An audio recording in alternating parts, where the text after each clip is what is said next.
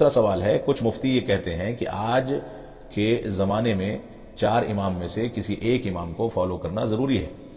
اگر کوئی شخص امام کو فالو نہیں کرتا ہے تو وہ بھٹک جائے گا، ڈائریکٹ قرآن و سنت کو فالو کرنے سے انسان بھٹک جائے گا۔ اہل حدیث کے پاس بھی کئی اختلافات ہیں، بہتر یہی ہے کہ کسی ایک امام کو فالو کریں۔ ان کا دوسرا سوال ہے، دیکھیے کسی ایک امام کو فالو کرنا یہ تقلید شخصی ہے۔ اہل حدیث کی دعوت یہ ہے کہ وہ چاروں ائمہ کو تسلیم کرتے ہیں اور چاروں ائمہ کا احترام کرتے ہیں۔ جس امام کی دلیل قرآن و سنت اور فہم صحابہ سے زیادہ قریب ہوتی ہے، اس امام کی اس دلیل کو یا اس مسئلے کو قبول کر لیتے ہیں۔ لیکن یہاں پر اس بات کو سمجھ لیں کہ جن صاحب نے یہ بات کہی ہے، آج کل سوشل میڈیا پر وائرل ہے، پڑوسی ملک سے اس طرح کے شبہات چھوڑنے کا کام کیا جا رہا ہے۔ جو مفتی صاحب ہیں پڑوسی ملک کے، وہ اس طرح کے شبہات چھوڑنے کا کام کر رہے ہیں، اور ان کا یہ بھی دعویٰ ہے کہ حدیثوں میں بھی بہت سارے مسائل میں اختلاف ہے۔ یہ دعویٰ بالکل 100% جھوٹا دعویٰ ہے۔ اہل حدیثوں میں یا دنیا کے کسی بھی مکتب فکر کے ماننے والوں میں اختلاف ہو سکتا ہے، لیکن یہ اختلاف اہل حدیثوں میں جو ہے اس کی نوعیت فروعی یا اجتہادی مسائل کے اختلاف کی ہے۔ اصولی یا بنیادی مسائل یا عقائد کے مسائل میں اللہ رب العالمین کے فضل و کرم سے اہل حدیثوں میں کوئی اختلاف نہیں ہے۔ دوسری بات یہ ہے کہ کسی ایک امام کی تقلید وہ لوگ کرتے ہیں جو کسی ایک امام کو مانتے ہیں۔ جن مفتی صاحب نے یہ بات کہی ہے وہ خود امام ابو حنیفہ رحمۃ اللہ علیہ کے مقلد ہیں، اور ان سے خود پوچھا جائے کہ کیا اگر امام احمد بن حنبل کی یا امام مالک کی یا امام شافعی کی کوئی دلیل یا کوئی رائے یا ان کا کوئی فتویٰ امام ابو حنیفہ رحمۃ اللہ علیہ کے خلاف ان کو مل جائے گا اور وہ فتویٰ یا وہ دلیل زیادہ قوی ہوگی، تو کیا وہ اپنے امام ابو حنیفہ کی رائے کو اور ان کے فتوے کو چھوڑ کر کے بقیہ تینوں ائمہ میں سے جو حق کے قریب ہے اس کو تسلیم کرنے کو تیار ہیں؟ وہ کبھی بھی تیار نہیں ہوں گے۔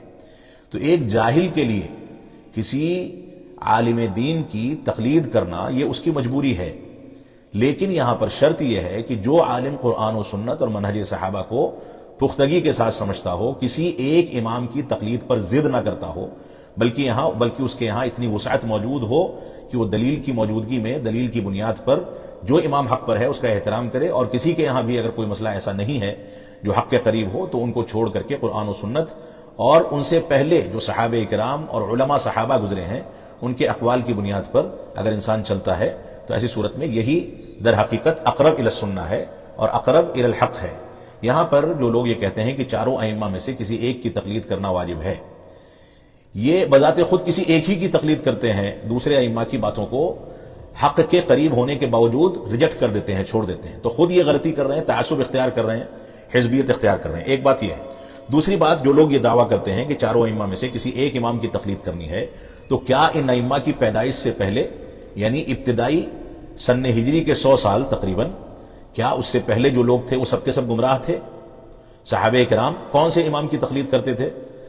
بڑے تابعین یا تابعین اعظام نے کون سے امام کی تقلید کی ہے؟ اس دور میں تو یہ ائمہ موجود ہی نہیں تھے، اس کے بعد ائمہ آئے ہیں۔ اسی وجہ سے شیخ الاسلام ابن تیمیہ رحمۃ اللہ علیہ فرماتے ہیں کہ ہم اس منہج اور اس مذہب کو اختیار کرتے ہیں جو اہل سنت والجماعت کا مذہب ہے، اور اہل سنت والجماعت کے مذہب کی تکمیل رب کائنات نے امام ابو حنیفہ، امام مالک، امام شافعی، امام احمد بن حنبل رحمہم اللہ، ان سب کی پیدائش سے پہلے دین کو مکمل کر دیا تھا، اور وہ لوگ اسی مسلک کو اختیار کرتے تھے جو مسلک رسول اکرم صلی اللہ علیہ وسلم سے اخذ کرتے تھے۔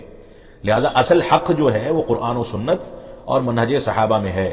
جو لوگ یہ کہتے ہیں کہ چاروں ائمہ میں سے ایک کی تقلید واجب ہے، تو ائمہ کی پیدائش سے پہلے سارے مسلمانوں کو کیا وہ گمراہ سمجھتے ہیں؟ نعوذ باللہ، کیا صحابہ کرام کو گمراہ سمجھتے ہیں؟ اس انداز کے شبہات اور اس انداز کی باتیں کرنے والے حقیقت میں راہ حق سے بھٹکے ہوئے ہیں۔ ان لوگوں کو اپنے عمل پر اور اپنے موقف پر نظر ثانی کرنی چاہیے۔